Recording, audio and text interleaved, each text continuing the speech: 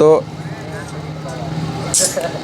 অনেকে বলেছেন এই যে এটা অরিজিনাল, যেটা বোঝা যাচ্ছে এটা একদম অরিজিনাল সরিষার বাটাটা, মরিচের বাটা। আমি আর খেতে পারতেছি না, আর এখানে পেঁয়াজও আছে। ভালো গেছে। আপনি কিরম আছেন? আছি আলহামদুলিল্লাহ। আচ্ছা, আপনার বাড়ি কোন জায়গায়? আমার বাড়ি নেত্রকোনা। আপনি এখানে চিতল পিঠা খেতে আসছেন? না, আমার পুত্র বোঝা ছেলে তাহে বেড়াইতে আসছি আমি। এখানে তো মনে হয় যে চিতল পিঠার সাথে কি আচ্ছা, এখানে চিতল পিঠার সাথে কি কি দিছে এখানে? এখানে সর্ষে আছে, আর একটা দিন কি আছে, আচ্ছা, এগুলি তো আইটেম। খাইছেন? আপনি খাইছেন? আপনি খাইছেন? না, খাইছি। খেয়ে কেমন লাগছে আপনার? আমার কাছে ভালো লাগছে, আপনার কিরম লাগে? আমারও ভালো লাগছে। আপনি খাইছেন? না, খাইছি। খেয়ে কেমন লাগছে আপনার? আমার কাছে ভালো লাগছে, আপনার। পিঠার সাথে কি কি দেন আপনি এখানে? এখানে শুটকি চাটনি দিই আর সরিষা চাটনি দিই।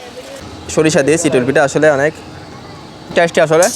আপনাদের এলাকায় এটা কি পিঠা বলে সেটা একটু কমেন্ট বক্সে জানাবেন। প্রতিদিন আসেন এখানে খেতে? না, আজকে প্রথম।